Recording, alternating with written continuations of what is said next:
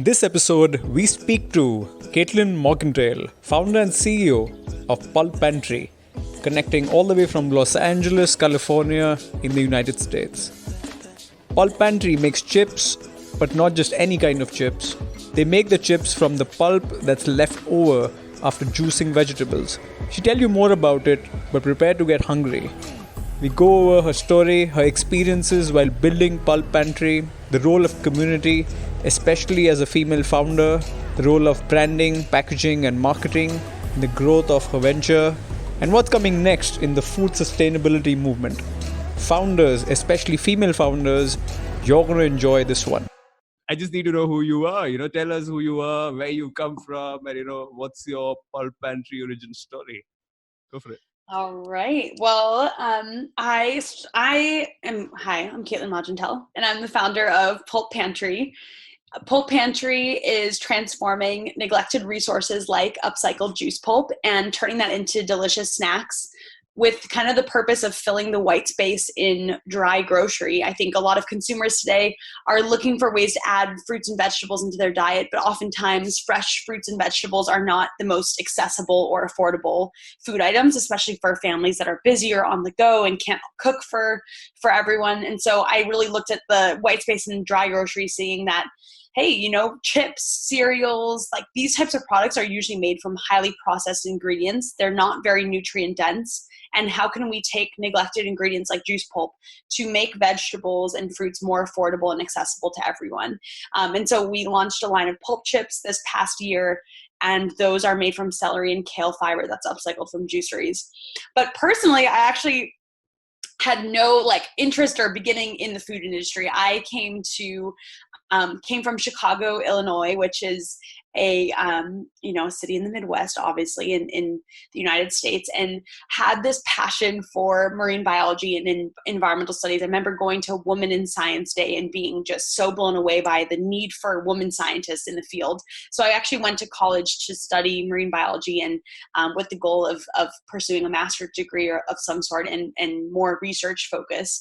But actually, as I went through college, I really realized that one of the biggest things we needed, especially when we talk about things like climate change and climate science, is a way to connect big scientific issues more tangibly with the general public. And I started working in an urban garden and just getting involved in my community with a bunch of environmental advocacy initiatives. And through that process, just got super passionate about the fact that food connects us as people to not only our environment and the health of our soils and the health of, our community, but also as individuals, it's something that we do every day. So how could these things all come together to tell a really strong story about how we as consumers can actually be connected to our global footprint as consumers? So that led me to building my venture. And actually the moment that really started Pulp Pantry was I was at a friend's house watching her juice a carrot, and I was blown away by the amount of waste that was produced. And I just saw that, she juiced these organic carrots that she had driven to the grocery store to go purchase, and more than 2/3 of what she juiced became the pulp, and it was really a small amount of juice. And so I called up a bunch of juiceries across Los Angeles and asked them, hey, what are you doing with your pulp after you juice everything? And just found that none of them really had a solution for composting or disposing of that organic byproduct in a responsible way. And they were really excited about the prospect of maybe finding a more sustainable outlet for that pulp. And since then have really been, truly piloting a supply chain with this byproduct ingredient and finding ways to actually plug in something that is a fresh ingredient into traditional manufacturing technology, which does not typically use fresh ingredients. If you think about tortilla chip manufacturing, it's a bunch of dry flours and oils. And now finding the partners that are able to think kind of ahead of the curve and see that really there's a value to incorporating fresh ingredients into our packaged food system and are interested to kind of get their hands dirty in building that future. So it's been a really wild ride. And I think the biggest, most fun thing for me about creating a brand like Pulp Pantry has been things like developing the packaging, developing the social media, developing our blog, because although we're still a small brand and we have, a small audience, I've seen that the organic press that we get from being really authentically rooted in more of that environmental advocacy kind of voice has allowed us to really position ourselves in a unique way in the industry and become somewhat of a, whenever people think about upcycling or sustainability in food, we're usually a brand that people will consider up there. So that's been a really exciting part of just building a business in this kind of weird, weird new space. Yeah, I think you've just like wrapped up the entire the entire podcast in like 3 minutes, and then everyone can just leave. but we love. But I think we should get into so much more detail. So many things you mentioned there. That you just mentioned as if it's normal, but they weren't. So I think a big part of all of this that I've seen after we like sort of first met, and I was just doing, let's say, some background research, and I keep on doing all of that. I'm like, who am I speaking to? What do these guys do, etc. And I'm sure everybody else does it, but and within that, I saw that you were early on. You were on video early on. Like you were out there speaking about this fairly early. Like I remember coming across some YouTube clip of yours where you're, I think, in some seminar. So embarrassing, but yes, totally. I think it was a startup pitch, is from what I remember. Yeah. So that's some time back. Like that's a long time back. It is a long time back, and I think it's interesting to see how the concept has always remained the same. It's just that I think what's hard about the way that I started this business, and I think it's not really conventional in a necessary sense, is I think it started with a big idea. And then the challenge for me was, okay, we have this big idea about how human health and environmental health can really be connected. Right. But then how do you actually match that to a product? Right. And so instead of starting with a product or, a tech that we developed, it was like, here's a big idea. Now let's find a way to connect it to an everyday product that people can consume. And so that's been an ongoing challenge for me is, their overall idea has remained the same, but the actual product and delivery mechanism has been actually the bigger challenge to figure out. So that's been, yeah. But I think that's how you stumble into, let's say, entrepreneurship or business in general. I don't think a lot of people just start off with one thing in mind and just go and do it, unless you're, I don't know, maybe Elon Musk. But apart from that, I think all of us generally end up stumbling into it. But I think it's that journey, like you're mentioning, that puts us into that entire I think it's a journey that puts us into that entire frame of learning and developing a product and taking the brand forward, and we start learning more than what we knew earlier, and applying it to the real world. And you're sort of testament to that in terms of big idea, and then you try to sort of find what all these guys in the VC world call it, the product market fit. And that's something which is I wouldn't say it's the most important thing at the end of the day. These guys keep on looking at it from a scale point of view. Like, can you scale it? Can you scale it? And that's also a question that, I think I'm sure you get a lot in terms of, you know what, it's a nice concept. Everything is nice, but then can you scale it? Is it something that is scalable? What are your thoughts on that? Like, in terms of scaling something like that?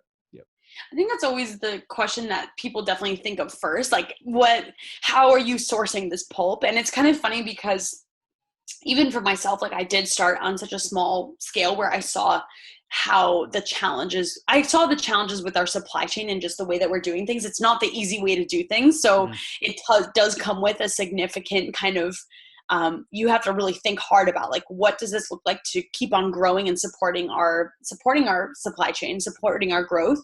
But last year it kind of was, something where we were working with local juiceries, we were working with these local shops, and I realized I was like, I'm going to be running myself into the ground. Like, this is just not scalable at all. And so it was kind of that conversation internally to say, like, what's the next step? And luckily, connected with the right partners. I've visited countless farms and countless manufacturing facilities that are processing on the upwards of millions of pounds of pulp per year. Mm-hmm. And even, looking at, for example, baby carrots are made, but there's all the carrot scraps. And so looking at the scale of like 80,000 pounds of carrot scraps that are produced in a single day at some of these manufacturing facilities. Even looking at apple cores, right? Like people who are making apple slices and all of the waste that comes from the apple, it's like 60% of it that actually goes to waste in the end. It was kind of crazy to like turn over all these rocks in the industry and really realize that not only is there waste happening at the farm level, but in the processing centers as well. And it extends far beyond juice pulp alone. Juice pulp sounds like a super gimmicky thing. And I know I've heard friends say in India and in China, people love their pulp. So people are like adding pulp to drinks. But I think it's really interesting to just start to think bigger about, okay, what does this look like beyond juice pulp? But also how does juice pulp extend into these large scale manufacturers who might be producing concentrates and purees and have significant byproduct there? And so the brand is really now built around flexibility with where we source ingredients.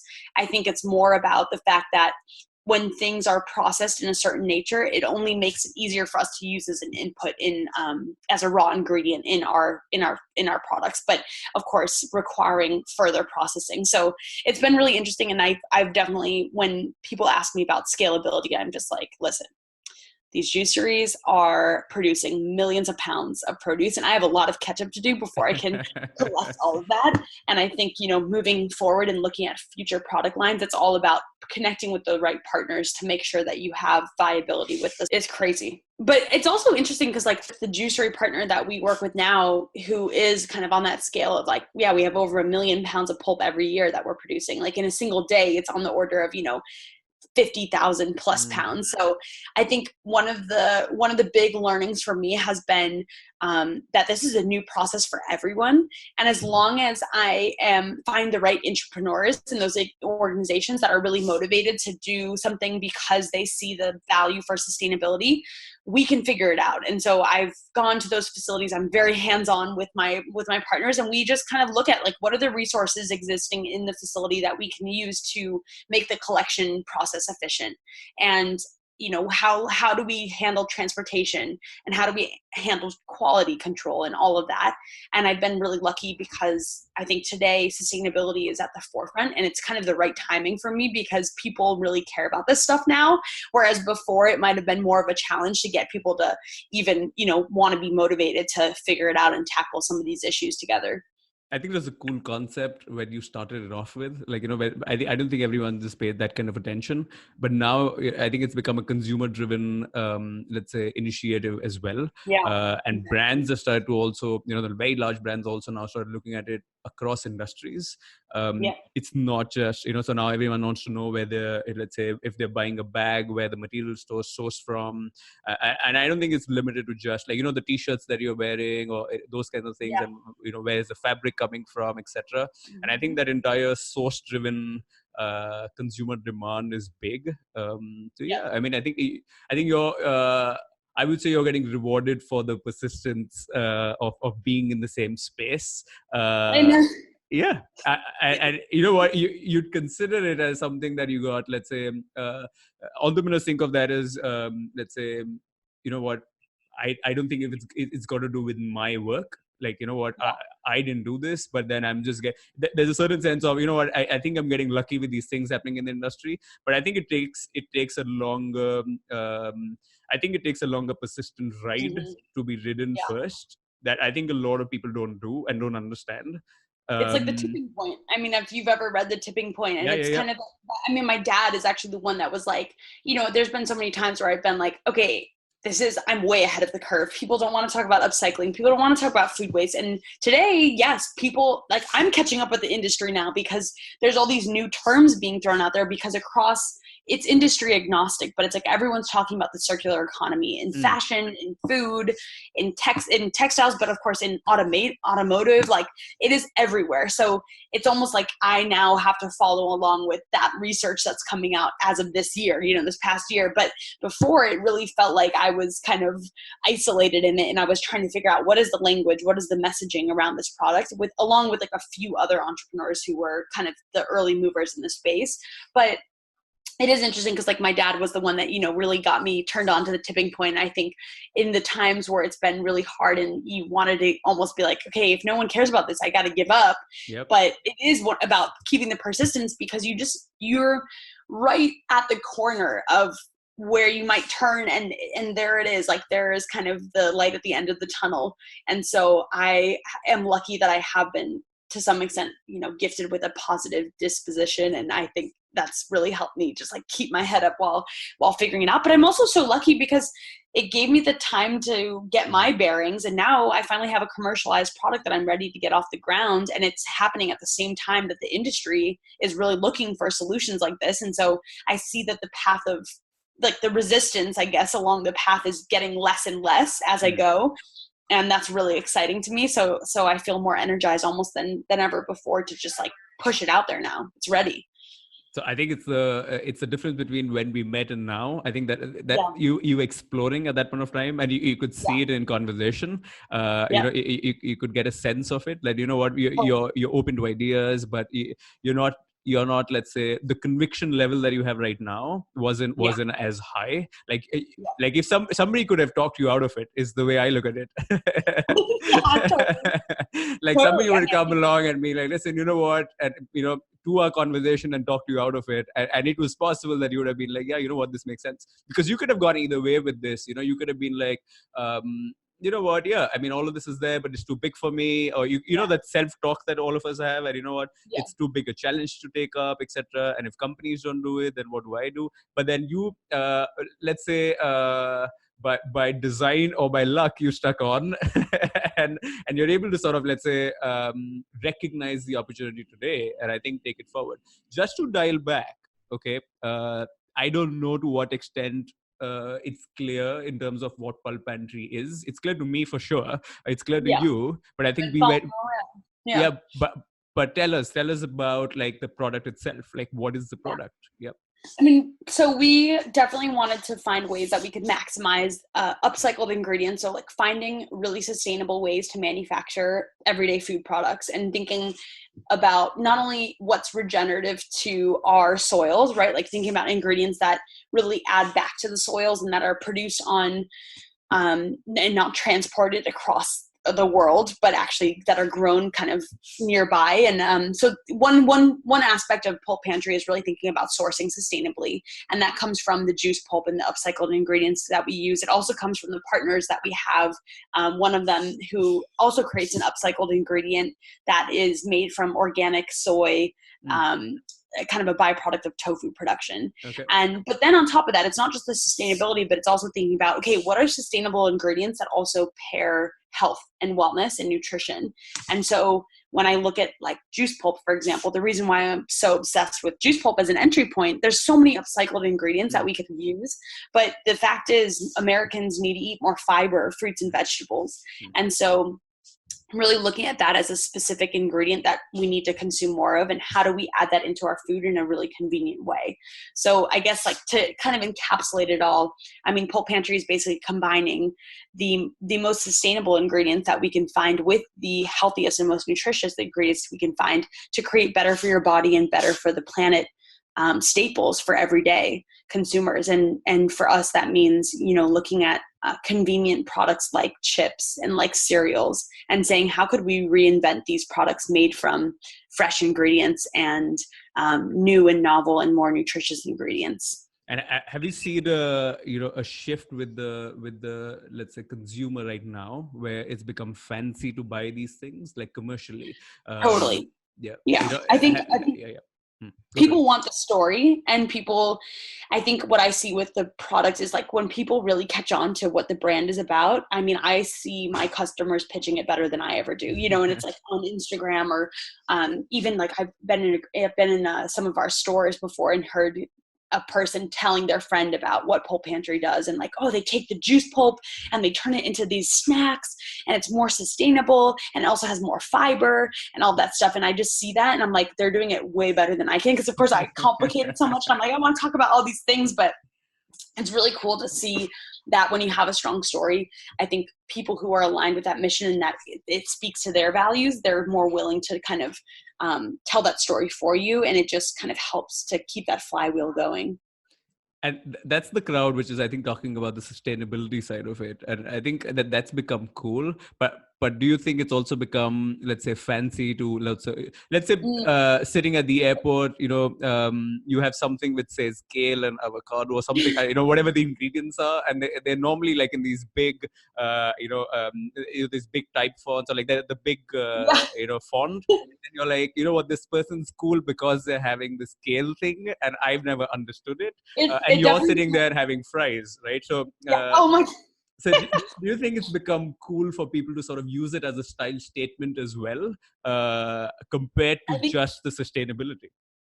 I think the products that we buy have definitely become a statement. Like if you are someone who buys thrift shop Hmm. clothes now, it's super cool in Los Angeles, right? Like you're not thought of as broken, so therefore you're going to the thrift store. It's like, no, I'm making a commitment to my values, and therefore I'm going to buy vintage. I'm going to buy used, and I'm also going to have a unique style because of that. So I do feel like people are buying products because of the story and because they want to communicate that they're kind of doing something different and that they're obviously living by their values. I do feel like, so I'm from the Midwest, and I think if I go back to Chicago, there's some of that. Like there's definitely a lot of innovation in Chicago. There are people who are living a very healthy lifestyle. There's more vegan people than ever. There's more vegan restaurants than ever. But I still do feel like across the country and across the world, of course, there's still, differences in just how people perceive sustainability or health and wellness. And I think Los Angeles, where I live currently, is the epicenter of people who are, eating their kale and wearing their kale shirts and doing all that. So I get to be a part of that mix. And I definitely see that Pulp Pantry kind of fits into that. Like it's a premium product that you want to tell people about because it says something about the way that you take care of yourself and the way that you take care of your planet. And but I also see that, if I go back to Chicago, it's like we still got some ways to go. So it's not that everyone thinks it's fancy, but I think the last thing to say on that is like there is a limit to the premium price that people are willing to spend on more sustainable products. And so even with Pulp Pantry, like I know that we've talked to so many. We're launching on Amazon, and we've been selling on our website, and a lot of the data kind of shows that like, hey, within a 10% premium, you're fine. You'll still sell a good volume, given that you are a more sustainable product. But when you get above 10% price premium, that's kind of where your velocities will start to decrease. Right. And right now we are above a 10% premium. So it is still a challenge because although you have a great sustainability story, depending on what you're selling, it's still important to consumers to be at a cost that really makes sense for the value that they perceive. And I think with a chip product, we're kind of fighting against a really cheap category. And we need to be able to deliver and really communicate what the value is, not just from a sustainability perspective, but from a nutrition perspective, so that people feel incentivized to pay that premium price. And of course, my job as a founder is I'm constantly looking at like, how can we continue to drive efficiency as a small startup, which is always a challenge because you need to reach some scale, and it's kind of a chicken and the egg situation because you're like, I need to reach some scale to be able to bring my price down, but at the same time, we're doing something different and piloting a new way of producing a product, and so therefore it does come with manufacturing challenges that almost inhibit your I guess just like bringing those costs down. And I think to that point, have you considered moving into a different product category? Because that's something that comes up once you start running a brand as compared to something as a product. So when you're running a product, and then it's about just the product, right? It's just like, okay, you know what? It's just the chips, and these chips have these things, etc. But I think you've invested a lot over the years, into brand and into what Pulp Pantry as a concept is, and I think people recognize you for that. Have you considered any other product, like let's say what do you call it, like a natural bar, for something like that? And is it something that you look at going forward? Instead of moving into a premium category within the chip space, you might move into, let's say, another food category itself, which might be a little more, let's say, people are okay in paying that kind of money for, let's say, a health nutrition bar or something like that. Yeah, I think, the way that we kind of approached it through the learnings was, okay, salty snacks is a category where people are really not brands. they're not brand loyal. Mm. People, when it comes to salty snacks, oftentimes people are always looking to try the next thing or the next flavor and just kind of whatever they're craving in that impulse. And so I thought about it and I was like, well, Pulp Pantry is not a well-known brand. We're still a small brand. So if we want to really build momentum in a space, it's going to be in a category that isn't brand loyal and that where people are willing to be more experimental. And so I think that that's why, we started with a salty snack. But looking forward, I do want to be able to build brand loyalty with products that people will be kind of reliant on for every day as like a convenient option. I look at things like, for example, pizza crust. I think that's a big category now where we see like cauliflower pizza crust, but what about creating a grain-free crust that's made from other vegetables like greens and all that? I also look at plant-based dips because I think a lot of people are trying to eat more plant-based and looking for alternatives to kind of the traditional dips and sauces that they might be used to from just like that are dairy based in general. So I think finding ways to incorporate vegetables into some of those categories would be really unique. It's just kind of looking at everyday items that really have, a lack of maybe the vegetable based focus and saying like, we can kind of reinvent those categories with vegetable based ingredients and also tell our sustainability story. But yeah, when it comes to bars, I think it also comes down to just finding the right manufacturing partners that can produce the product with fresh ingredients and at scale. And that's the only thing that's really been limiting, I think, in terms of what product categories we can go after from the get-go, right. Because it does require some more investment perhaps in processing technology just to be able to say like we can get pulp into a raw ingredient that would make sense for a bar. Yeah. I think it's something that, every sort of, let's say, company has to look at, or every, let's say, small business has to look at it. Is, how quickly you want to move into another space within where you are. Primarily to just make sure that you can, sort of afford those R&D costs. And like you said, yes. the chicken and egg situation, like I'm helping my mom set up something right now. And it's just that, it's just that she's like in that entire zone where it's the chicken and egg, and I'm like, listen, you know what? That's where risk comes into picture. That's where the entrepreneurship aspect of it is. Otherwise, you would be, let's say, a head of product, and you wouldn't be the entrepreneur. And so the entrepreneur is always going to be, the balancing sort of, let's say, the entrepreneur is the person who's playing the game, whereas everybody else is, let's say, carrying out a function within the particular space. And I think that's where the innovation side of it is going to be, the frugality of it, or it's going to be that. And I think it's interesting. It's going to be interesting to see. Maybe the dips and the sauces go with your chips that you're selling to these guys. Exactly. I mean, there's so much. There are so many places to look for the raw ingredients, and then I always just get creative with, like, it's almost, for me, what's more fun is looking at manufacturing processes that already exist, because right. I don't want to develop my own manufacturing plant. I really do want to make things that are scalable right from the get-go and don't require a ton of investment up front. Mm-hmm. Just in the stage that we're in currently, which is really focused on just growth and brand building. And so it's interesting because I look, like, one of the big things for me, and the thing that I've learned through the process of creating products that didn't work at scale, given how they were produced, like the granolas that we did, we were using a fresh ingredient and they were a very handmade process. And when we tried to take those to a manufacturer to scale, everyone told us, we don't use fresh ingredients. We can't use fresh ingredients. Right. If your product doesn't bake in 30 minutes, we can't take it.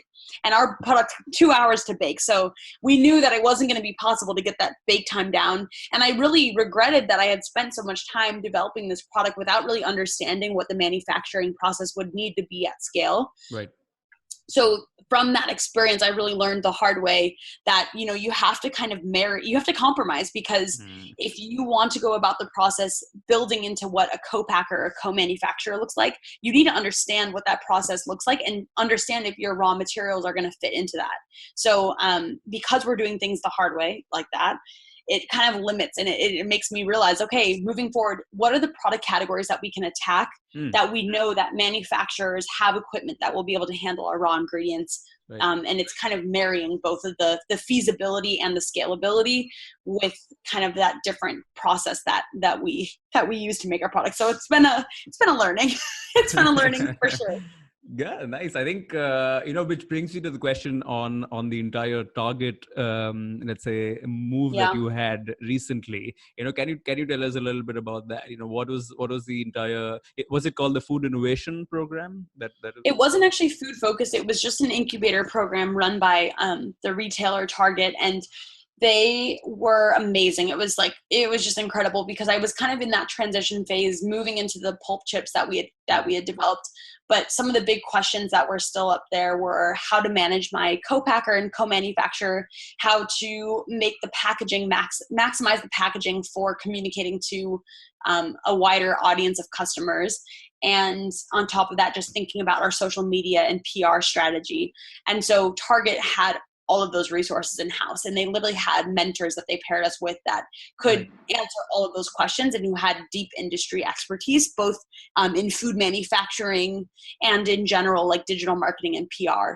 And so it really helped us to create a blueprint of, how to manage our co-packer and how to kind of continue to manage our brand voice and external communications. So walking away from that experience, not only was it something where that down the road you have the right contacts to pitch for distribution, but it was also looking at the right contacts for, I think just like you said, it's like creating a process and a framework that you can apply so that you can kind of create that that really unique brand touch point, but at scale also. And when I have an employee who manages our digital marketing, our email marketing, our social media, and for me to not have to be constantly the micromanager has freed up a lot of my time to continue to focus on just really building out our sales channels and all that. So that's more important in this stage for me. So I think that was kind of the helpful process, just having industry experts be able to provide some feedback there.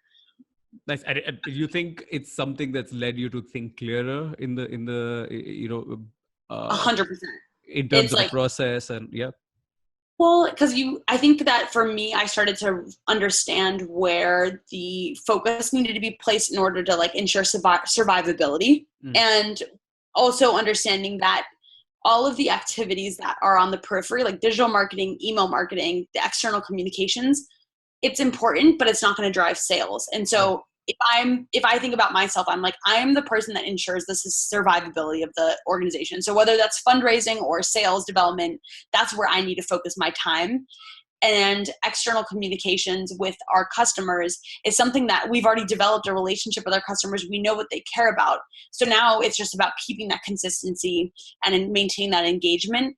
But I think once you've created the blueprint for that, it doesn't necessarily need me to micromanage it anymore. And I'm lucky because, if you hire the right people, of course, they're going to be values aligned and they're going to care about a lot of the same things. And the woman who manages our social media, her name is Andrea, and she is even more, I think, in the food space and environmental advocacy realm than I am now that I've been living in a black hole doing my own thing and kind of just eyes on the prize. She's more even integrated into the community and understands what's happening in the space. And so it's been really nice to have someone with that level of expertise just take over some of those things.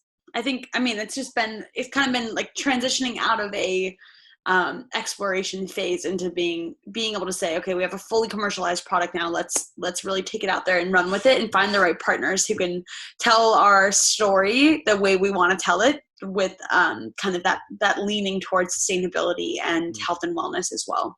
Nice. And, I think for me, the questions around packaging and brand positioning, become very important for something like this, and I think you mentioned it as well, but can you just tell us about that? Because I see a lot of these brands in the packaging, side of things within your space, that everyone's so focused around it.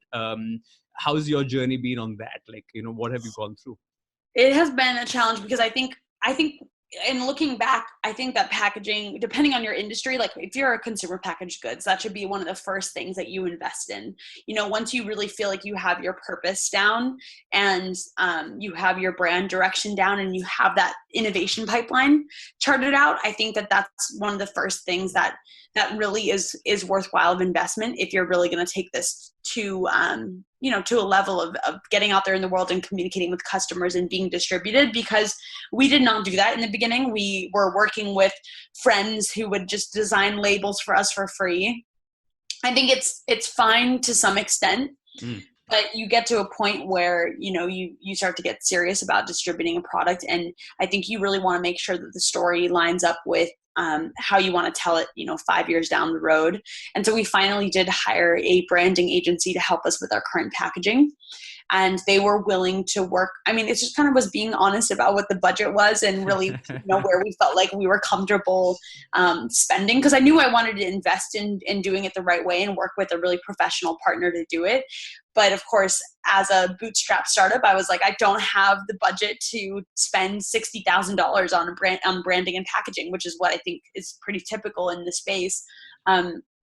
So we found the right partner to do it, and they had, one of their junior designers really tackle our packaging with the overview or oversight of their of the founder of the branding agency. And I thought that it was a really amazing collaborative effort. And what we came away with was something that I was really proud to bring out into the world, and something that I thought told our story in the way that we wanted to tell it, thanks to the kind of insight from the branding agency and marrying really what the brand purpose was with, what they saw happening in the space and with like the design principles in general, which is just something that's not my field of interest. But I will say that, through Target, we actually had an extensive packaging review done by 1,000 Target consumers who leaned towards health and wellness purchasing. Nice. And we also worked with a big data agency called Mintel and used their purchase intelligence to see how our packaging stacked up against kind of the I guess baseline in the industry of vegetable snacks in general. And so they tested our packaging against some of those other brands. And what was really interesting was we actually found that the packaging communicated things that were maybe different from what the intention was. So for example, based on let's say the baseline of vegetable-based snacks, on a scale of tastiness or, interesting flavors, or I would say just like basically willingness to purchase, we definitely were a higher percentage of people who marked us as like, beating out the baseline of veggie chips. But on things like natural, sustainable, and a brand that they would trust, we were actually lower than the baseline of vegetable-based snacks. And so I kind of, from that experience, I really realized, I was like, yes, you can invest in the packaging and the branding, but it's a continuous evolution and a continuous something that you continuously need to work on and refine, because as you take the product out to customers, the intention of what the design was might not necessarily stack up with what consumers are actually experiencing. And so I did realize the hard way that, our packaging is not convincing people that we're a sustainable product. They still don't really necessarily understand. But I think the biggest thing for me with the goal with packaging and what I told the design agency was, this is a product that's really complicated to explain. I want to dumb it down as much as possible, use less words and more telling a story that's really compelling through visuals. And so the packaging itself was actually kind of rooted in this, actually like kind of trying to depict transformation. We'd been kind of, we'd been really scrappy and been working with just kind of the resources we had in our network to create labels, one-off labels and whatnot. But I really realized that, as a brand telling a story about sustainability, we needed to invest in doing that on our packaging and on our website, and doing it consistently. So across every channel, people could tell what the brand was about and see that story and see those kinds of visual assets across the board. So we did hire an agency that could create that really compelling story on the packaging, so that people could really understand what, this complicated topic of upcycling and leveraging juice pulp as an ingredient, and, talking about nutrition and health and wellness. We needed something that could kind of bring all that together in really unique visual ways, versus a lot of words and a lot of, phrases that are hard to understand for an everyday consumer. And so we hired this agency. They did an amazing job. They really translated, the transformation process of taking whole vegetables, juicing them, and using the fiber in a visual way so that people could basically see, a unique brand name, Pulp Pantry, Pulp Chips, and be like, well, what's that? What's a Pulp Chip? And turn over the back of the package and see the full story. But what was really interesting and what was kind of a learning for me was, although we aesthetically got to a point where we felt like we were telling the story in a good way, and we, that I felt like it stood out on the shelf, and we could put this package on the shelf and it looked unique across a sea of chips, which is really important as well because it is a competitive space. We got some data from Target and some big research firms that do consumer testing, and we basically learned that the packaging, while it communicated to the customer that the product was tasty, that the product was really interesting and intriguing based on the packaging, it actually did a terrible job of communicating that the product was sustainable and that the product was natural compared to a benchmark of vegetable-based chips in general. And so from that, it's kind of just the learning of packaging as a continuous iteration.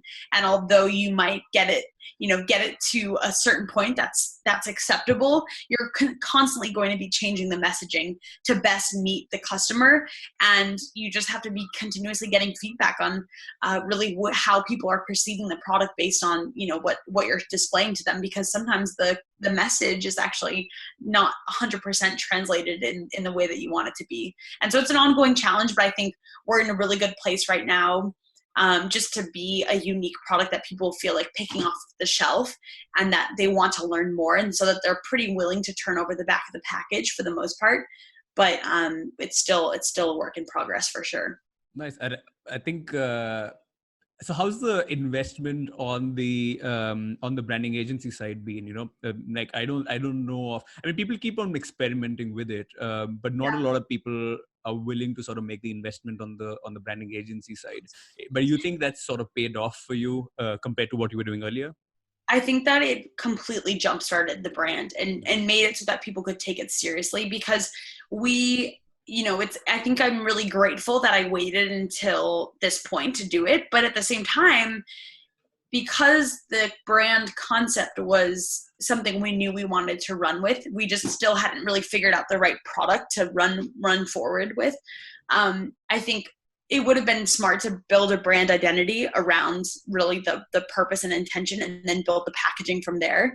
But I think we kind of did it in a way that was scrappy and allowed us to get the minimum viable product out the door without investing a huge sum in the packaging. And obviously we've transitioned products now, so I would have been upset if I had spent, some significant sum on the packaging for a product that's no longer in existence. So I feel lucky in that way that we waited until we did. But I also understand that, when you get to a point where you're really comfortable with the product and you're really comfortable with what the brand is trying to say, I understand why it's so valuable to invest in packaging, because the way that people perceive the brand today is they take it much more seriously because they see a fully buttoned up product and they're able to understand the product from the packaging. And it also allows me to have less of a hands-on approach to our retail business, because when we put a product on the shelf, people are able to understand what that product is because of the packaging and the way that it's visually, like the visual hierarchy of it. So I definitely am really happy, because I think it's paid off in spades, just in terms of the way that it's helped people relate to the product and understand the concept as well. And you think that's sort of allowed you to take your brand, let's say, to social much more easily, and and it's much more relatable now on the digital channels? Well, on the digital channels, I feel like packaging is definitely important, because if people are going to spend money to purchase a product online, a lot of the times those are digitally savvy consumers who want to share about those products on social media. And a lot of the times I think that the packaging experience, the unboxing experience is of importance to them, because they want to have a product that is visually compelling in that way. Especially if they're buying groceries online, because so few consumers, even though it is growing, it's not 50% of consumers that are buying groceries online. It's more like under 10% that are buying groceries online, or around that. So I think that you still have to create that really unique branding experience to really motivate someone to want to, purchase a product at a premium online. But I will say that, like, through the digital channels, we realized that as a brand, the thing that sets us apart is that we do have this message and mission that is really expanded beyond just the product itself. And so our strategy with social has really shifted to say, let's focus less on the products and less about the, food and kind of posting all these pictures of people eating the product. But actually focus more on the big themes that we're touching on. So food waste, climate change, and health and wellness in general. And so that's been a big shift for us. And it's actually freed up a lot of space to just post things that are more relevant to, I think, what the general ethos of the brand is versus just the product specific and the packaging specific. And I really love that because I think it's more authentic to who we are and obviously the whole evolution of the brand to date.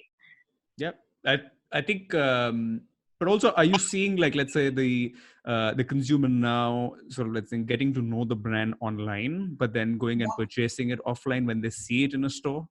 Totally. I think that everyone always says there's 3 touch points for a lot of the consumer packaged goods. And it's like, first might be awareness and then consideration and then a trial or a purchase.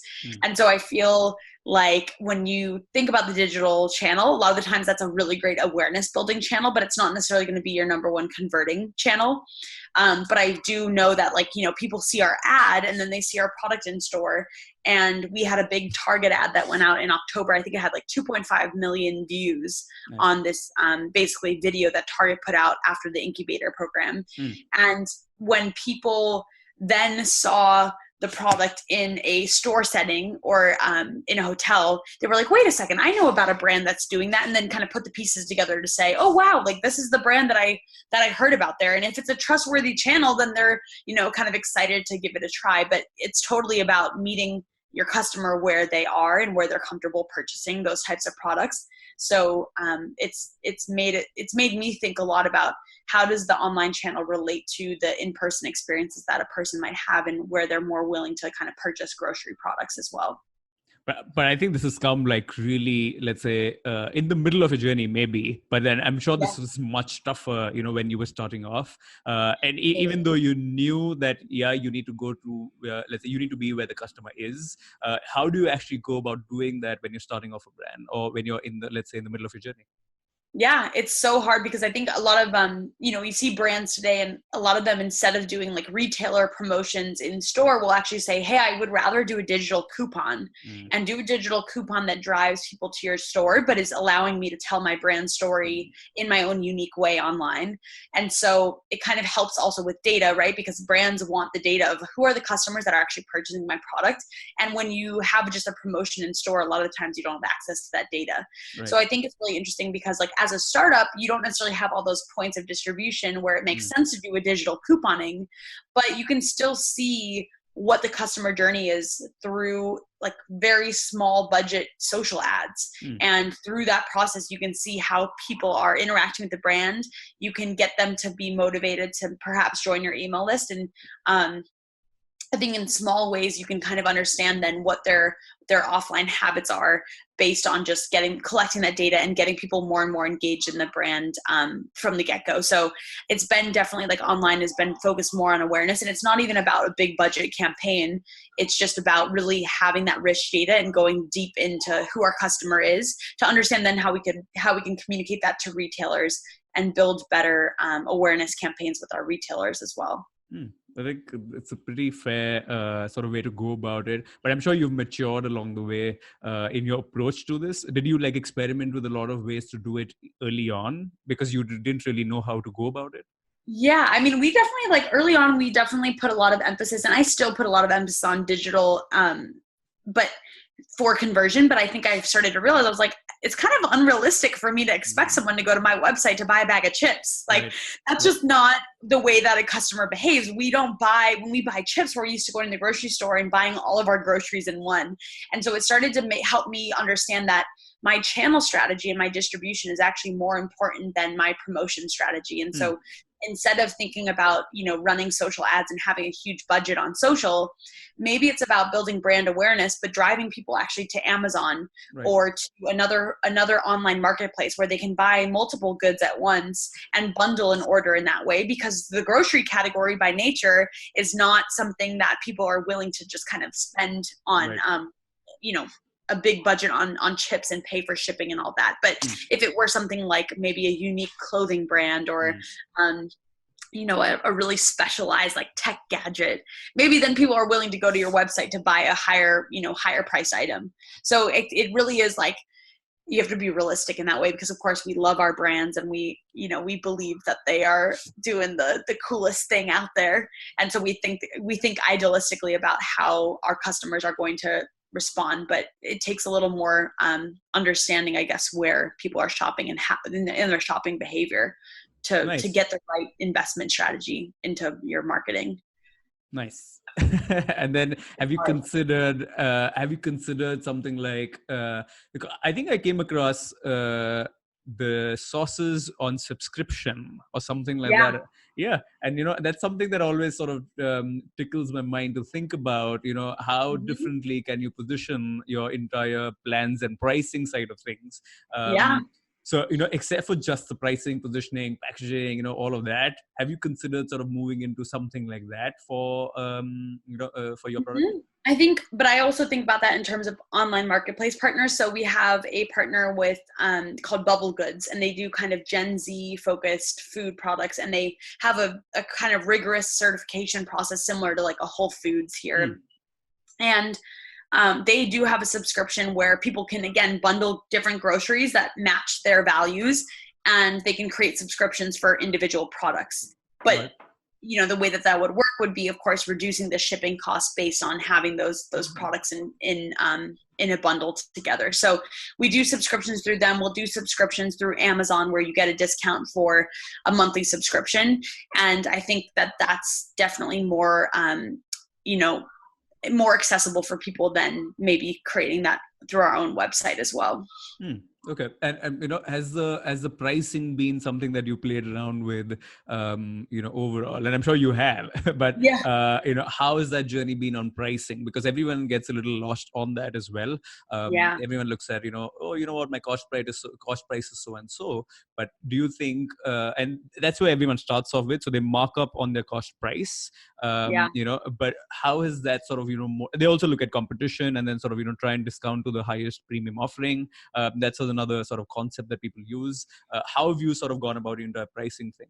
Oh my goodness. I'm so conservative with pricing because I think that there's like two different strategies that you see in especially the consumer packaged goods space. And some of them are just focused on acquisition. And so it's like sell at the price that you can reach at scale and lose money in the short term in order to gain a lot of customers. And I think if you think about it, it's like, okay, if my investment strategy is raise a ton of money, sell the company as quickly as possible, then I'm totally on board with that's maybe the way to go. But if you're a bootstrapped company and you're more focused on, longevity, and maybe, for me, I really do hope that I can see this company through the next 10 years. Like, I don't want this to be something that's a quick, churn and then kind of go sell it behind closed doors. Like, I love the idea of being able to continue to grow this brand and think about really tackling the issues that we care about in much deeper ways than even what we're currently doing. So it's interesting because, like, if you're looking at it from that perspective in longevity, you need to also ensure financial sustainability, which means that for me, the pricing has always been reflective of what our current costs are and not what our future costs are. So pricing testing wise, I think there's ways that you can incentivize, buying larger quantities and giving discounts, but I do want to ensure that anyone who's selling our products feels like they are getting the best price. And that means maintaining really and kind of fairness in your pricing. Both on my site, it's the same price as you would get it on Amazon or another partner. And for me, that really just helps to ensure that, we have that consistency and control over the pricing. And when we're able to offer discounts on pricing based on scale, like we can offer that across the board, because otherwise you really do start to piss off your partners because they're like, well, why are you giving this person a better price? And I think that also goes back to distribution strategy. I know a lot of, when I was at Target, actually, a lot of my mentors said, you need to think about the premiumness of certain channels, because you don't want to start selling in a Target and then go to Whole Foods. You need to start at the Whole Foods level and the kind of premium level, sell to those specialty natural stores, and then you work down to grocery, and then you work down to mass, and then you work down to, convenience, and then you work down to club. Right. Because at each of those different stages, people are going to want, maybe they'll take a lower margin so that they can sell your product at a cheaper price. And it's really hard to go the other way around. And so I think through that process, it's allowed me to actually be more focused in saying, all right, I'm at the top of the food chain right now. I need to focus on all the premium channels where I can really, sell the product at the price that is hopefully incentivized by, not only the nutrition of the product, but sustainability as well. And as we achieve scale, we can continue to work with larger partners who maybe are going to, put more pressure on the price and all of that. But it's, of course, it's not all in your control as you continue to move forward. And so I feel like we're in a good spot right now where we can be really focused on who our partners are for selling, to maintain that kind of that storytelling and premiumization of the product. Yeah, and I think that's a positioning thing that overall I think plays out depending on how much. Sorry, what was that? Like across industries, probably, right? I mean, it's something that you see in hospitality as well. Yeah. Where it's something. I mean, hospitality is a very specific thing where you'll have two kinds of ways in which people sort of make money, or things really go well. One is democratizing something that was earlier elite, like let's say you'll see that with sushi. Like in India, it's a big scene, and it's one of the most, you would say, the most profit making, lowest cost of manufacturing kind of thing, and it's very easy to make, very less processed, but it's democratizing something which is earlier not accessible to the general people. And then the other way to do it is you take something that was accessible to everybody, but then you brand it. So everything which was something which was local cuisines, or things like I don't know the US side of the story, but then in India you can see it with cuisine which is local, specific to only one kind of group, and then you make it like you brand it overall and make it more corporate and acceptable by a slightly higher end of the audience. So you see this, and I can see it with, let's say, I think I can see it in cars, though. I think Elon Musk has sort of, mentioned it when he started off. He said, listen, we led to the premium category first, like create this aspirational value around this particular product, and then democratize it depending on, because the masses won't have access to it because it's at a higher price point, and then democratize it as there's more people. So yeah, and absolutely, I think you sort of got that in place, pretty well. It's hard to be focused sometimes when you see opportunities come in the door. And I love what, I'm forgetting who said this, but someone was like, when you're in the early stages of your company, you think that everything's additive. So the more that I do, the more I'm growing, the more that I'm like, and it's almost like, I think I did that last year. I just kept myself so busy with things that I thought were growing the company that actually were not pushing the needle. Right. I was driving myself insane because as a really small team, I couldn't handle everything that I was doing. And I was kind of like, without even really realizing it, consciously blowing through cash because we were excited about pursuing every opportunity to promote the brand. Right. Whereas this year, I think my approach has really, I feel like, everyone learns this lesson at a different stage, and hopefully you learn it earlier rather than later. But you start to realize that the more that I focus, the more time I have to actually focus on the more that I focus, the more time and energy I can put into what's actually pushing the needle. Right. And for me, that means cutting everything out except for really like the sales partnerships that are going to really make a difference and help us tell our story. And so it means less is more. And I think that's been a really big challenge because you might have, the Targets of the world. I'm using them as an example, but you might have these big retailers reach out and say, hey, we want to bring your product in the store. But as a small brand, is that going to hurt your ability to continue to maintain somewhat of a like the premium storytelling aspect of your brand before you launch in those larger stores? Can you even be successful in a large, grocery store without adequately building brand equity and building brand awareness? And I think what I've learned from other people in the industry is you really have to build some critical mass and momentum before you launch in those retailers, because otherwise it's great, you can get on shelf, but if you get on shelf and you're a flop, then it's going to be really hard to get back on shelf. So you do have to focus, and you do have to be diligent about just understanding that things take time, and knowing when is the right time to pull the trigger on certain things, and when you got to kind of slow yourself down and say, wait a minute, we got to think about this a little bit more, and learn to say no sometimes. Yeah. I think overall, it just comes down to, I think, everyone's individual journey. I think it also depends on what area you are in, what, it's also a timing thing. So for example, if the industry is moving in a certain direction and, there is opportunity today, you don't want to miss out on that as well. But you also have to balance it out with, how over invested are you on that front? Because are you betting everything on that one thing, one trend? Are you playing the longer game? And it's that's the entire dichotomy of sort of, let's say, entrepreneurship in general, is that there is no sequential way to do any one of these things. It is a load balancing kind of a problem, and there is no factory method of doing this. You have to it's a dynamic world out there, and you have to as much as we prepare for things, we also have to be, sort of, let's say, reacting to things and taking advantage of those kind of things. Yeah. Which also brings me to the psychological side of things. As a founder, so I don't know how many years has it been that you've been a founder? It's been a long 3 time. years. It's been, actually, no, this will be my fourth year. This will be my fourth year. So it's, I cannot believe that time has gone by that fast, because I still wake up every day and I'm like, why am I still so energized and passionate about this? Like, it just kind of, it's one of those things where, like, how can I still be maintaining that level of persistency? But yeah, I definitely want to hear what your question is about. The question is generally around, it's something that everyone talks about right now. And I'm looking at, let's say, the lows and the highs, and some days it's all energy, you're all in, other days other days you're like, listen, I don't know if this is going to work even one more day, so how has that been for you in an individual capacity, more than like the hype around it, so but just like give us some thoughts on that.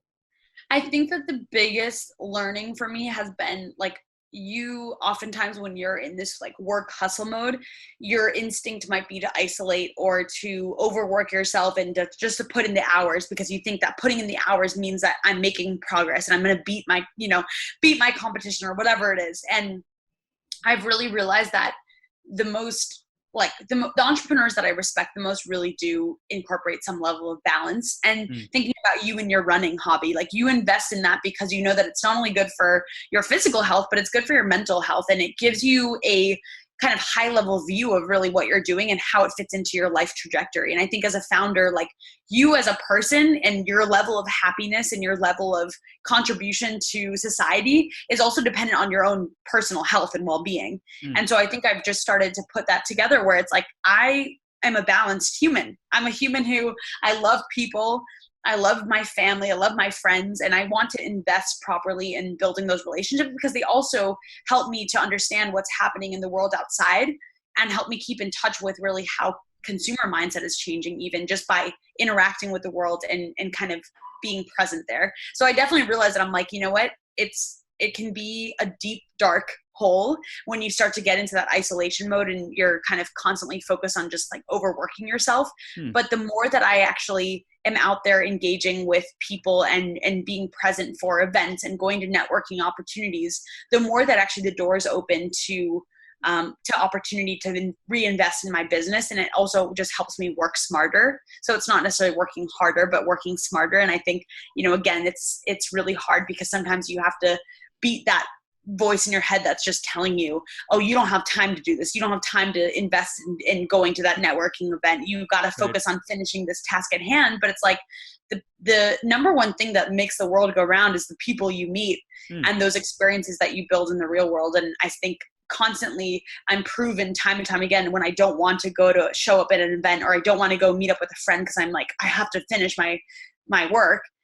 It always pays back in spades when you do kind of get yourself out there and just continue to invest in yourself as a whole human. So I think I learned that lesson, a few years ago. And since then I don't feel guilty when I have to put a project on hold in order to take that time out for myself, because I really have seen it pay back time and time again.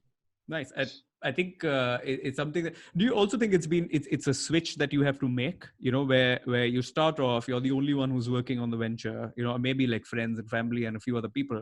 And then you start bringing in more business, and then you have to transition into somebody who's not doing everything, So do you think it's harder for people to get out of that mode, and that sort of also affects their mental health?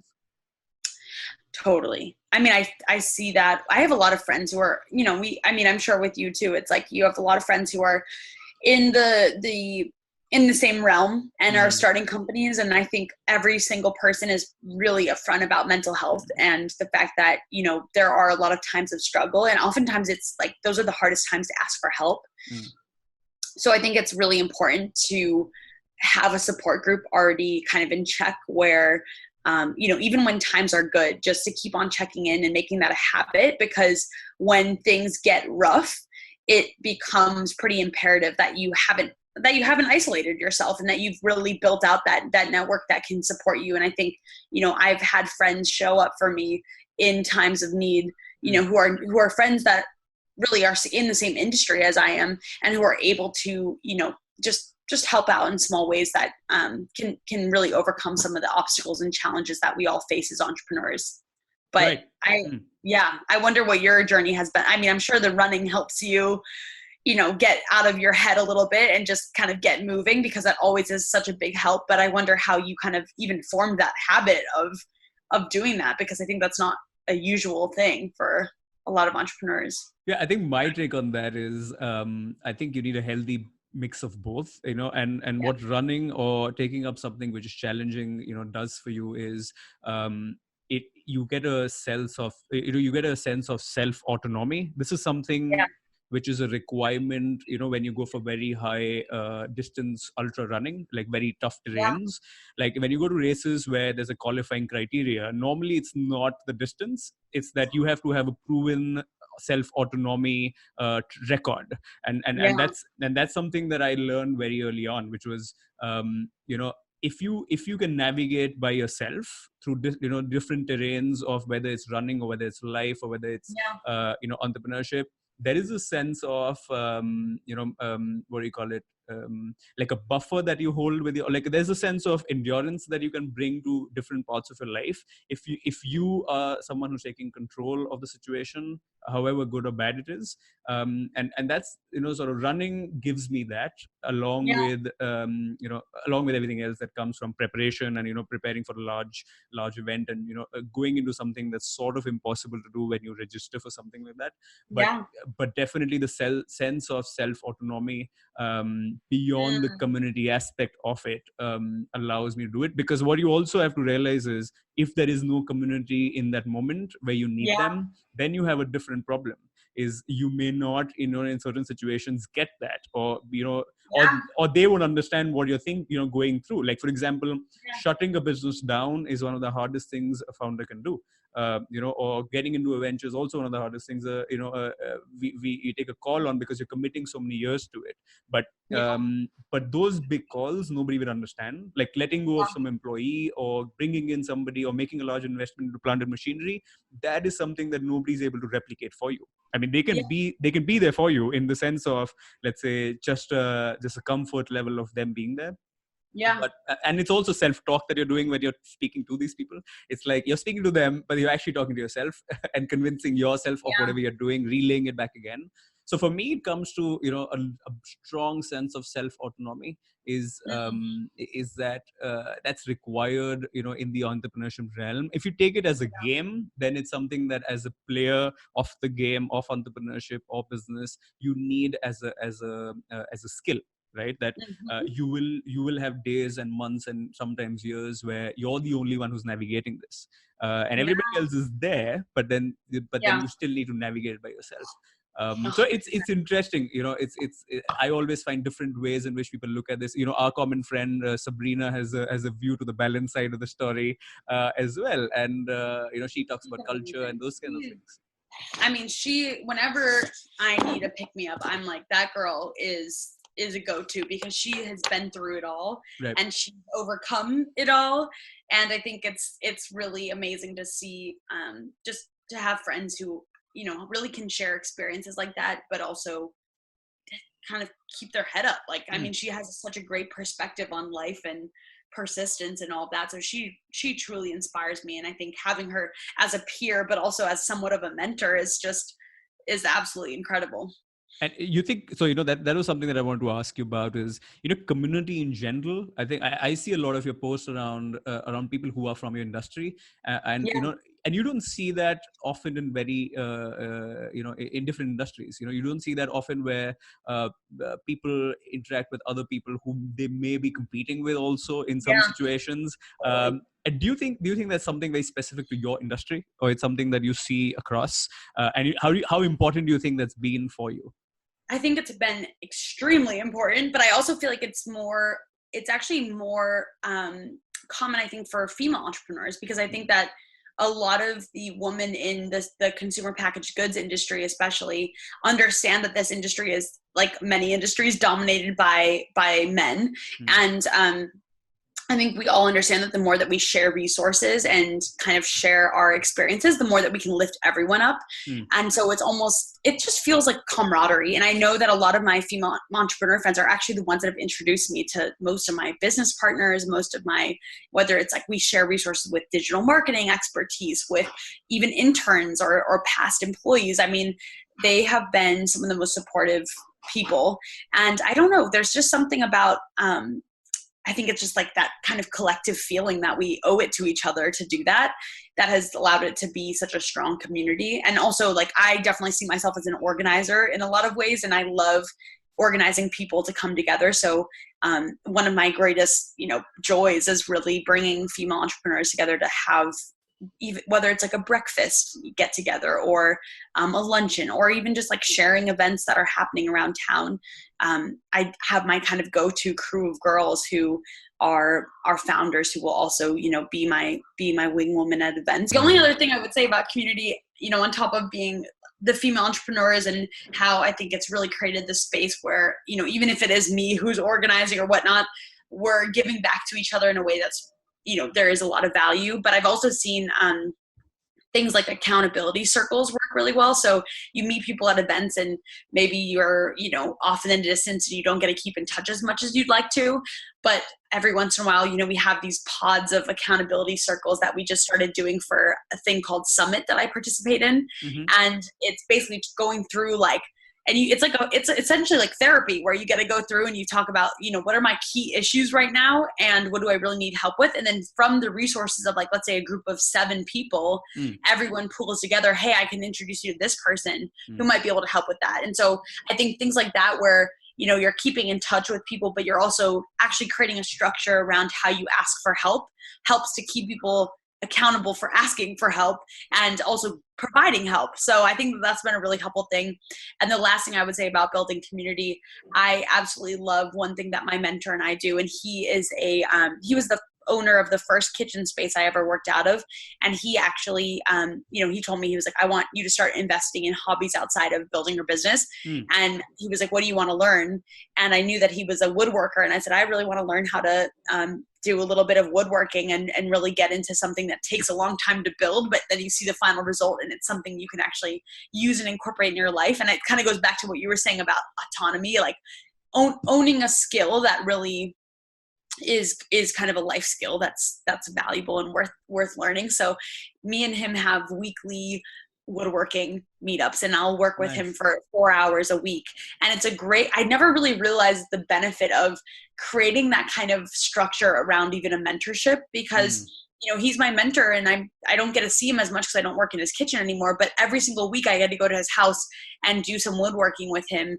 And in that way, I'm able to bring up, whatever I need his assistance with, but also he just enjoys that time together and enjoys teaching me a skill that is something that's like he's really passionate about. So I think looking forward, I'm like, anytime I meet a mentor that I want to keep in my life, I'm going to think about like, what's a weekly project or a monthly project that I can tackle with this person to just give me the time and space to carve out with them.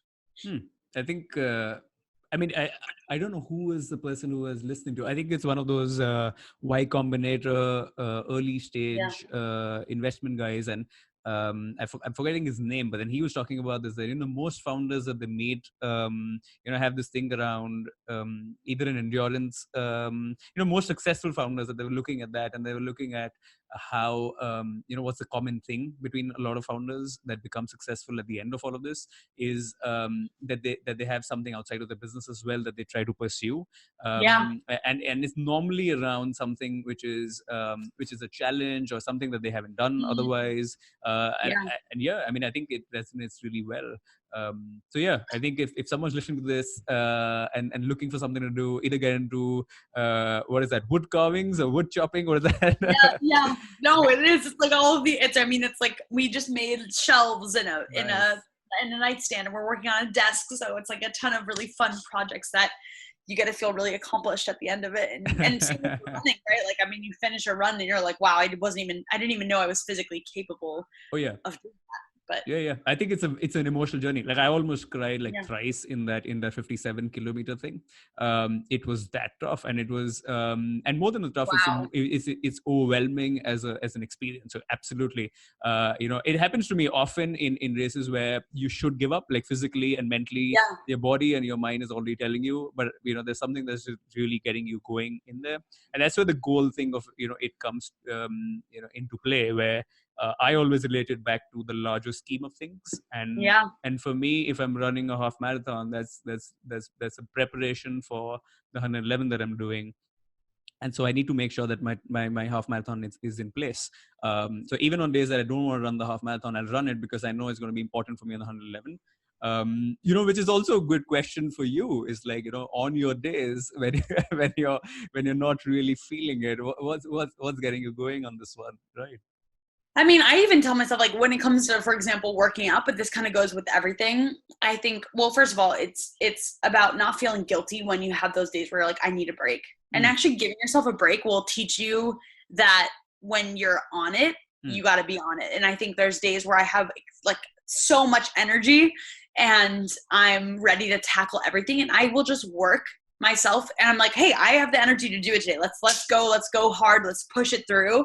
And then it allows me to be like, it's all about balance. And if there's days where I don't feel like I'm not thinking straight, or I'm not thinking clearly, how can I take some time out for myself to get myself in the right headspace?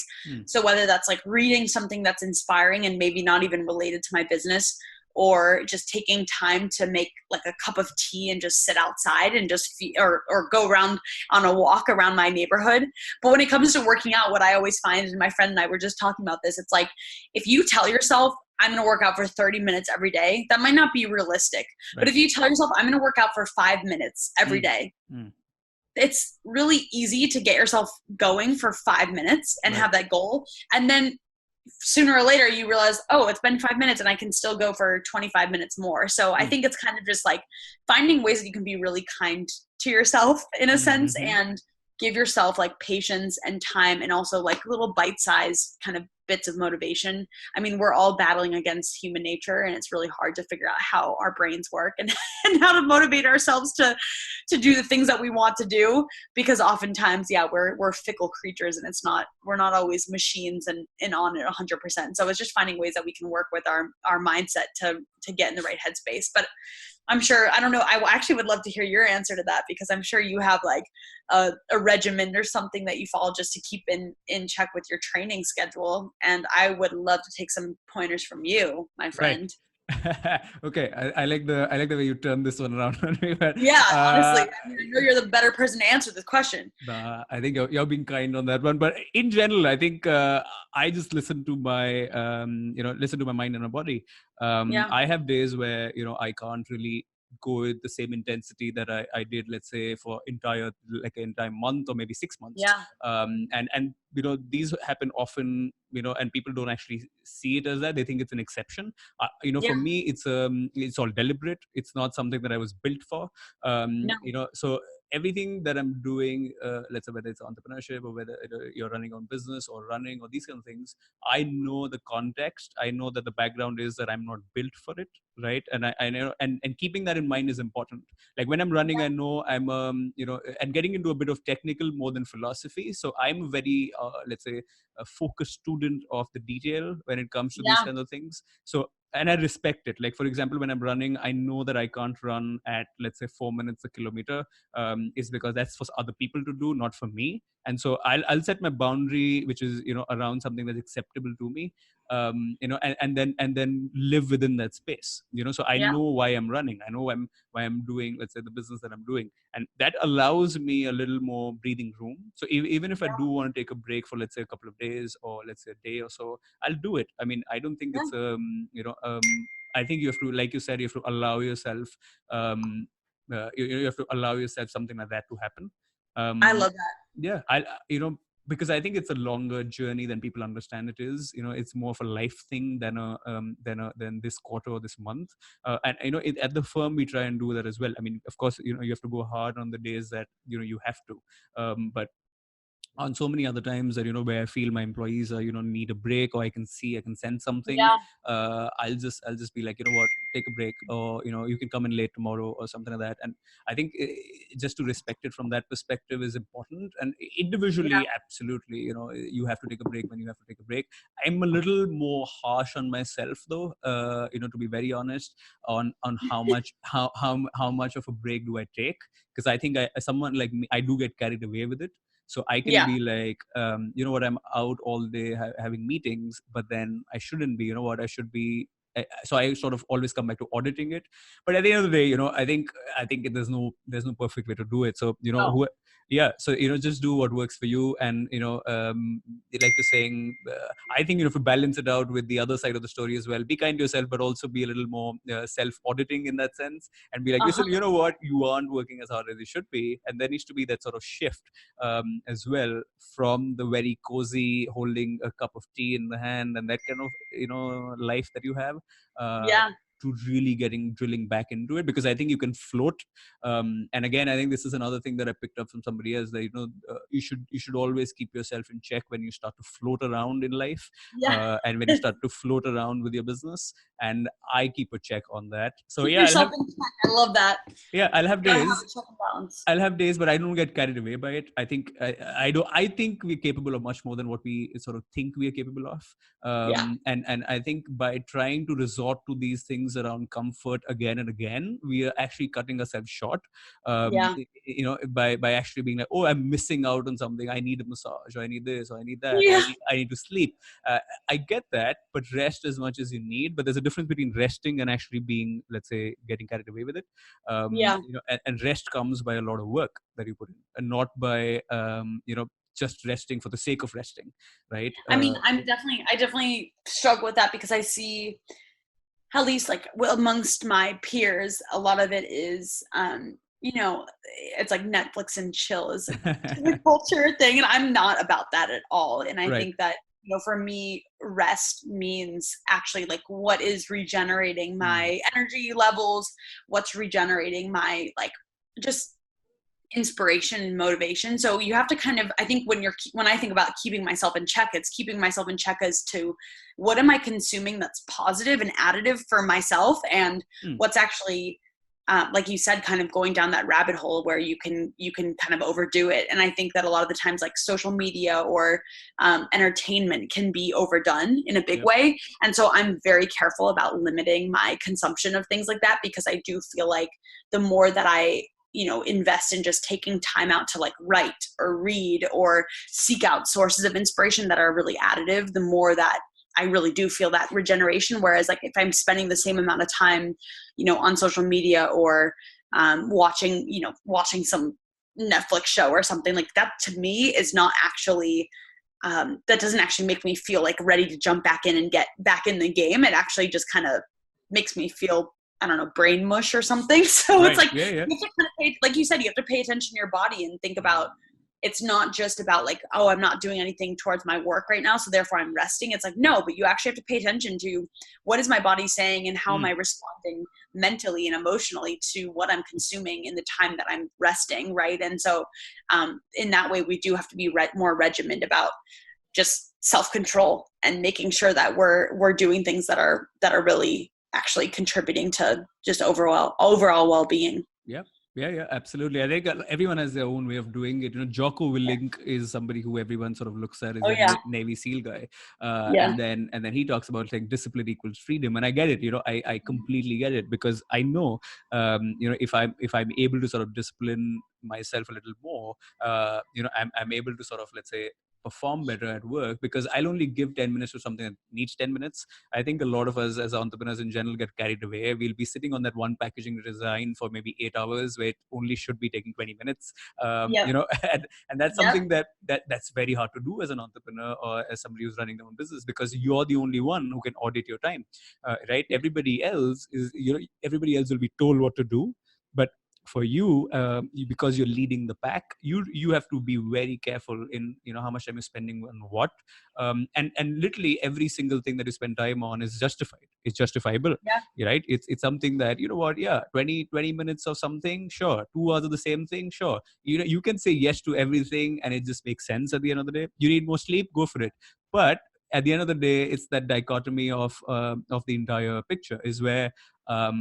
I think it's a harder job than people understand it is, and there is that level of what do you call it, higher purpose, or why you're doing this, that comes into picture, like a higher goal or a purpose. Otherwise, it's fine to grow a business at 100,000 a year. It's fine to grow a business at $1 million a year. What's the difference between different leaders leading different businesses or different let's say ventures is going to be what the reason of doing it is, and what sort of gets them going. And I'm willing to sort of take a bet on. So I have a very different view to balance in general, but my view is there is no balance. Everything is life, and then everything happens in it. And then you do what is required to be done for you to feel good about whatever you're doing. But I don't go to work so that I can go and sleep better. I go to work because I love my work. I just enjoy the entire process. And if you're already there, right, you're already having fun, having this podcast, for example, or speaking to your clients, and actually, then why do I need to? What am I resting from, right? And then it's just my regular, let's say, time off from the activity of business. But in general, my best self has always been in business. It's never been outside of it. That's such a good point. So I always feel I don't need to create this environment of running away from something that I like to do anyway, just because the overall popular opinion is that you need to have balance. I think what people don't understand outside of entrepreneurship is very different. It's different because it's a game that the employees can't play, and that's something that can't be relatable to people who are employed. It just can't. And it's because you are the master of your own time, and you are the master of your own freedom. And that is something that becomes very difficult to understand in the overall noise of it. Because most people who talk about these things or write about these things are people who are employed. But then from an entrepreneur's perspective, it's a trade-off you're making as well. You're making the investment of time so that you can make money, or your venture grows, and you make, let's say, put it on auto mode maybe 5 years down the line or 6 years down the line. And it's just one of those things where I think the individual who's in the moment will always understand it better than a larger narrative. And there will be no prescription method of doing any one of these things. It will come down to the individual. You will have 5 entrepreneurs on one side say you need a balance on the other side, but I think it's an individual based thing. I don't think you can sort of dictate it as an overall prescription. I completely agree. And I think, for me too, it's like the business is the thing that constantly feeds my soul and my personal development. And I think all of the best relationships I've made have been through just this journey. And I think it's like because of that you find continuous points of inspiration within building your company. And it really is a sign that you're kind of moving in the right direction and doing something that is not only personally gratifying, but also hopefully doing something that's better for the world and that other people are also investing in and invested in. So it's always been a kind of continuous point of inspiration for me, which is why, you can wake up 4 years later and be like, how did 4 years go by? Because I feel still so energized by what I'm doing and so motivated to kind of keep it going and keep pursuing this vision, because it feels like the highest and kind of best purpose for yourself in the world. And it just feels like something that, constantly gives it back. So it's a good feeling to have. Nice. And I think for this, we have to I think all of us need to, I don't think we are self-made in the way that we think we are. And I think a lot of people play a role, and historically a lot of people, I'm sure the books that you've read and like the videos that you've seen, but who are the people, can you like mention a couple of names maybe right now that you look up to, and, the mentor that you mentioned and a few other people in your space, who are these people? How they help you out? I mean, I would say that like on a larger scale, people like Sarah Blakely, who I think were she is the founder of Spanx, obviously. And I think the thing that I admire most about her is she was so ridiculously just out there with herself and her product. And she believed in herself before anyone else did, and was so willing to take chances on herself. And I think looking to inspiration like that, it really is like her energy attracts amazing humans, and you just see her surrounded by these characters like Richard Branson and whatnot, but you can tell that she really attracts that energy because she also is putting that out there in the world. And I think from the very start of her business, she invested that energy and time into building something she was passionate about. So she makes me feel inspired to be like, don't be shy about what you're doing. Just get it out there in the world, keep connecting with people, and it'll just take you to great heights. But I think in terms of my personal mentors, through the Target program, I really did meet some mentors who have continually they've just continually inspired me, because I think that especially that learning of, as an entrepreneur, sometimes you wonder like, what would it be like to just do like a 9-to-5 job, and just like know where your next paycheck is coming from, and never have that kind of question of like, am I going to be able to survive another year? Right. But it constantly gives me inspiration to kind of have mentors who actually are in those positions, because they look at me and they say, what you're doing is incredible, and don't ever like let yourself forget that, it is a challenge, but that it's something worth pursuing. And I think that that's been a huge point of inspiration for me to just keep my head up and not like really look around and be like, oh God, like, am I doing the right thing? It's like, no, you're moving in the right direction. And then I think people like, honestly, you and Sabrina, who are peers and friends in so many ways, but also just like, I think, seeing you create your story and tell your story, and then also invest in things. I was on a panel with Sabrina, and I just was like so blown away by how much she's learned in the span of a few years. And I just sit there and I'm like, these are my people. Like, I'm just so lucky to be surrounded by these people. That is literally the thing that most motivates me to just be in this space. It's like the incredible humans that you meet along the journey. I think that we all have so much to learn from each other, but we also have so many rich experiences to share, and we're continuously building upon those experiences together. So I feel like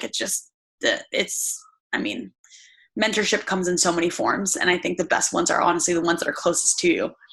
Nice. Thanks for the shout out there. And I'm sure Sabrina is going to like that as well. And then I think I'd like to sort of, end it with some takeaways, for people who are founders and people who, let's say, are just starting off. Some people in the middle of the journey. Some people are third-time founders. Some employees moving into founding their own ventures. Yeah. Some takeaways, what do you think like they should sort of, let's say, look at, focus on, etc. Go for it. I kind of like, I remember in the beginning of starting my business, I was like so timid about it, because I was like, this is a really weird idea. I don't even know how to communicate the right way. And I think what I've learned to do now is kind of to bring humor into it in a way. And I think, being more honest with yourself and with others about just the struggles is so enriching and also invigorating. Again, like, shout out to you and Sabrina, because I feel like you do that on a daily basis. Like, you're willing to be open and honest about the process. And through that candor, it creates it's just so much more fun, I think, to exist in the world in a way that you're not holding yourself back from telling your true story and talking about the journey. And I think it helps only build connection and really, just helps. It builds connection, but it also helps you to have fun and take yourself a little less seriously in a way that's really, really valuable. So I would say for anyone starting a business, it's like, don't be afraid to release something into the world that's imperfect, because I think the value of learning through and stumbling through that process with others, it will reward you with so much more than trying to keep it secret until it's perfect. Right. And so as much as it makes you uncomfortable, that's probably a sign that you're doing the right thing. Like, you should be uncomfortable through this whole journey, and you should be uncomfortable telling people about like your wildest hopes and dreams. But hopefully through that process, you start to learn how to articulate it better, and you start to get people who can help you along the way. And I think the only way to do that is just by putting it out there. So, so get out there, put yourself out there, put your product out there, and then things will happen. Magical things will happen as well. Good. Magical. I mean, it is a magic world out there. The universe works in mysterious ways. It really does. Nice. All right. I think, Kaitlin, we got everything that we could think of. We've got so much. Thanks so much for just the chat, and I'm so happy to see your face and catch up with you. Yeah, absolutely. I think there's so much value that you dropped there, and it wasn't something that you had to think about or something that you sort of, this is something that you've gone through, something that you're building right now as we speak. And hopefully I'm going to see a Pulp Pantry chip pack somewhere, when I'm traveling in some airport globally, Oh my gosh, me too. I'm excited. I'm so excited to get it out there. I mean, it really is like, it feels like time to just spread our wings, doesn't it?